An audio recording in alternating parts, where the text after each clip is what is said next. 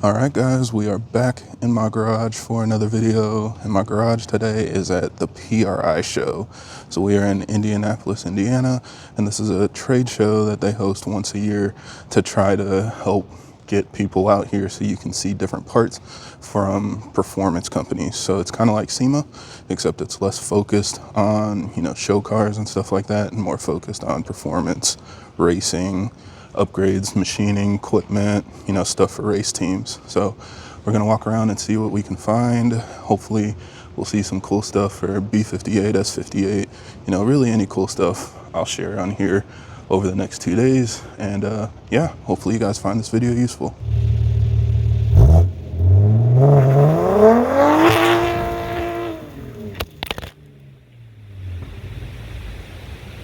Now, as always, for everybody that's new to the channel, I create these videos to help keep you updated on the latest developments in our community, as well as discuss technical topics so that we have a better understanding of how our engines work. So if you're interested in more videos like that, be sure to subscribe because there will be a lot more coming out in the future. The weather was actually really bad this morning. Last time it was cold, but nothing too crazy. But this time it was literally snowing the whole way. Thankfully it wasn't too bad, so I was still able to make pretty good time. We got here super early and nobody's here. So, I tried to get here early so I could get a walk around before it got too busy. Maybe most people are staying home due to the weather and stuff like that, but hopefully that'll give us more time to talk to the different companies and stuff. So let's see what's out there.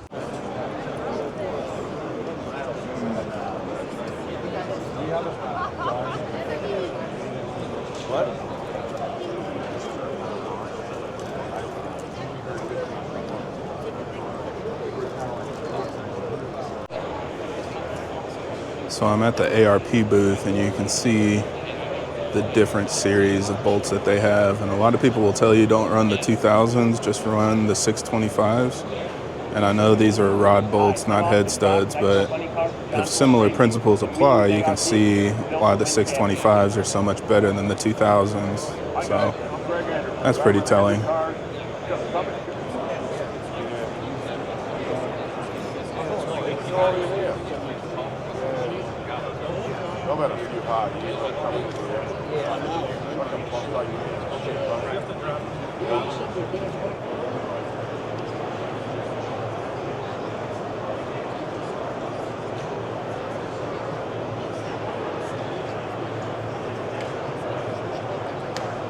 I guess this is still the end-all be-all from Stanadyne. You can see they make pretty much the same pumps for everybody, just slightly different applications for the fuel lines and stuff like that.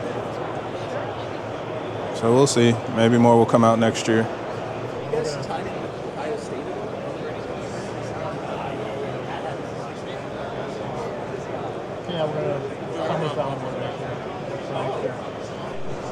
We also do a transmission conversion kit for them. Okay, so you could just tell me how that works, because I didn't even know, know that part. I mean, this one, I guess I kind of get the idea, because I know it's like a replacement crank pulley, right? Yeah. But how does it actually benefit, or when is it a benefit? So what you have in here is a steel inertia ring. Okay. And it's suspended between the outer shell and the inner shell by a particular durometer elastomer. And so what that does is that allows this ring and the mass inside it to absorb and dissipate torsional vibration or twisting in the crankshaft. So as you have a piston that has a combustion chamber that's crammed with boost and fuel, Yep. it sparks off and it pushes down hard on that crankshaft. It causes that crankshaft to twist a little bit. This ring absorbs and dissipates that energy before it gets into timing chains, oil pumps, any of those valuable, crucial parts of your engine. Okay. So it absorbs that, keeps it nice and safe, gets rid of that energy, turns it into a little bit of heat, and then at the same time, has proper alignment with all of your accessories and proper attachment to the crankshaft. So is there a certain point? I mean, I think a lot of people I see doing it, it's when they build their engines. So they're upgrading the internals and everything, and it's kind of like, just add that onto the list to make it a little more bulletproof. Does it give an advantage on like a stock engine, do you think, or at a certain power level? So really, it's any time that you deviate outside of the OEM platform in either usage or with modifications.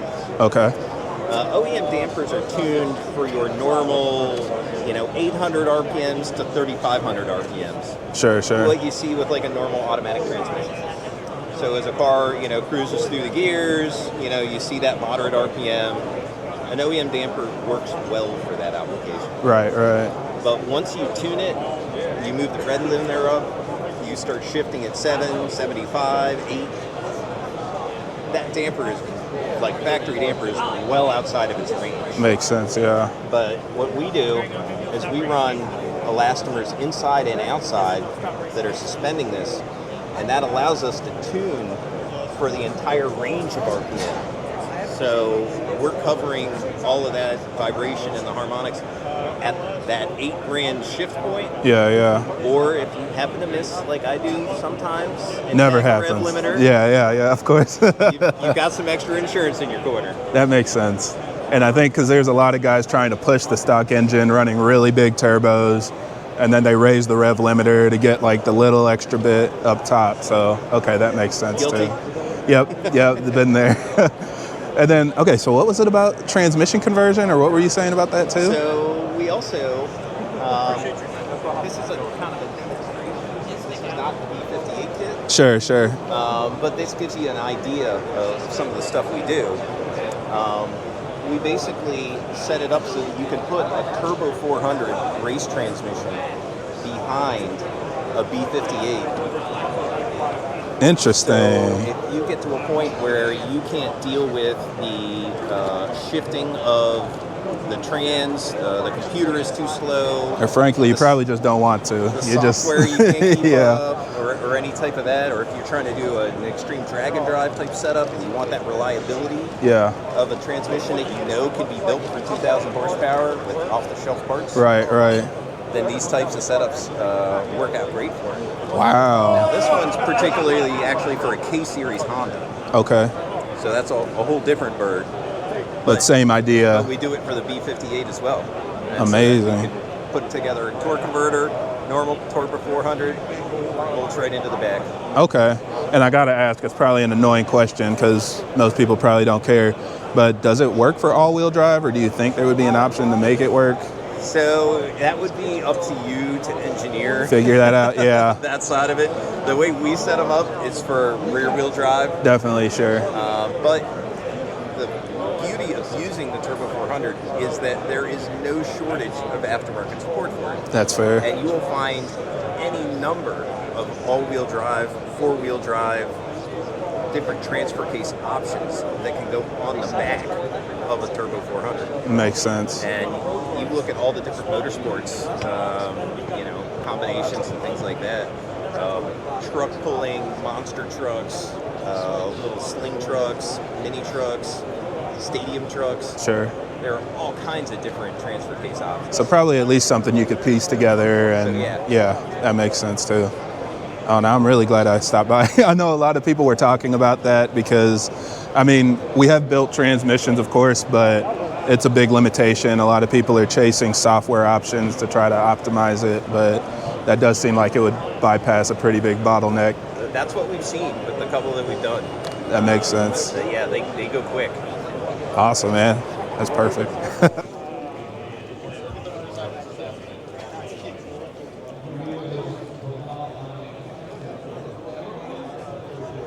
How you guys doing? Good. This is the new manifold? Yeah.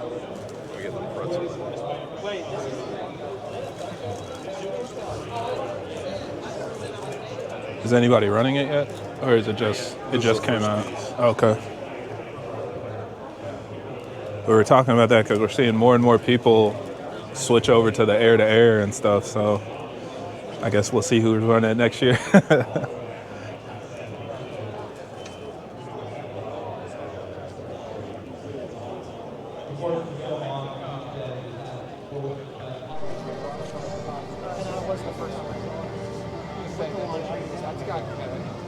He actually has number.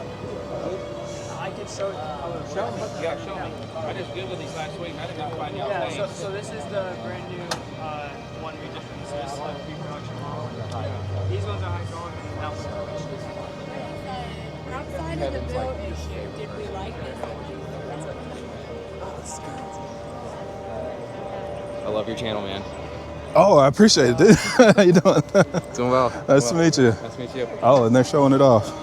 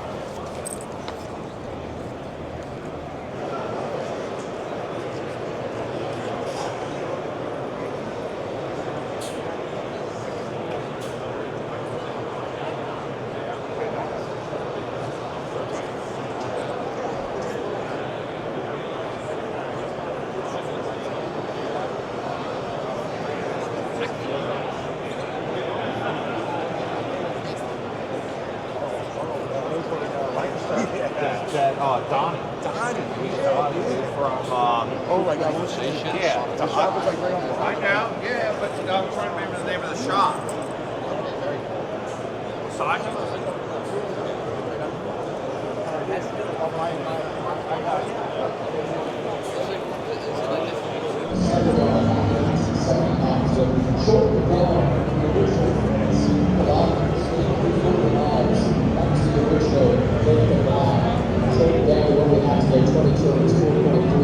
Just over 7 kilometers around this track.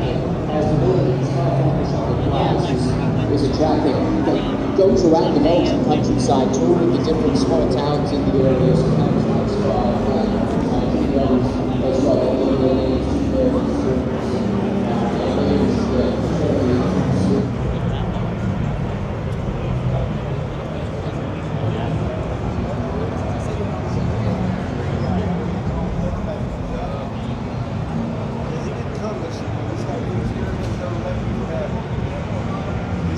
Oh my God. I couldn't say well, at least there's one person like that.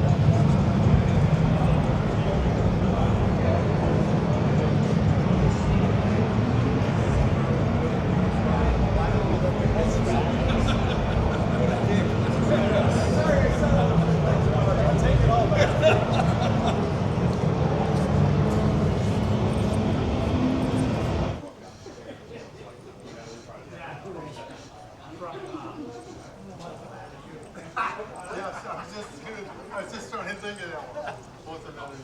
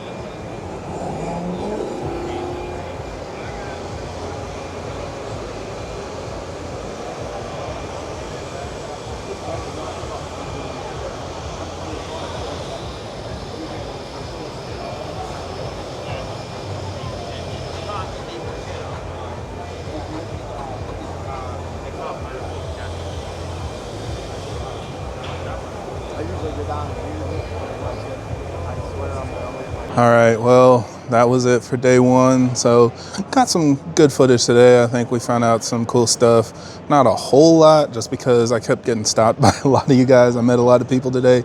So big thank you to everybody that saw me and said hello. I really do appreciate it.